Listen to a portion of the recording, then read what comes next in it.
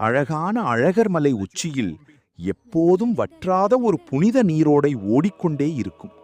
அதுதான் நூபுர கங்கை. அந்த புனித நீரில் ஒரு நாள் சுதபஸ் முனிவர் மூழ்கி நீராடிக்கொண்டு மந்திரங்களை மனதார உச்சரித்துக் கொண்டிருந்தார். அதே நேரத்தில் கோபத்திற்கு பெயர் பெற்ற துர்வாச முனிவர் தன் சீடர்களுடன் அங்கு வந்தார்.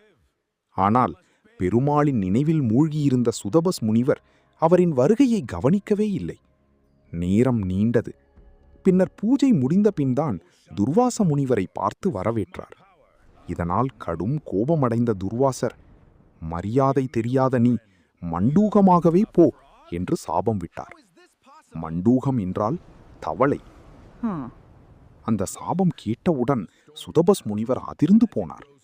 கண்ணீருடன் கைகளை கூப்பி, துர்வாசரே, நான் உங்களை அவமதிக்கவில்லை, பெருமாளின் தியானத்தில் இருந்ததால் கவனிக்கவில்லை, எனக்கு சாப விமோச்சனம் தருங்கள் என்று வேண்டினார். அப்போது துர்வாச முனிவர் சற்று அமைதியாகி ஒரு வழியை காட்டினார். நீ வேதவதி எனப்படும் வைகையாறு கரையில் தவம் செய். சித்திரை மாத பௌர்ணமி நாளில் அழகர் கோவிலிருந்து பெருமாள் வருவார். அப்போது உனக்கு பாப விமோச்சனம் கிடைக்கும் என்றார். அப்படியே சுதபஸ் முனிவர் தவம் செய்து அந்த புனித நாளில் பெருமாளின் அருளால் சாபத்தில் இருந்து விடுதலை பெற்றார்.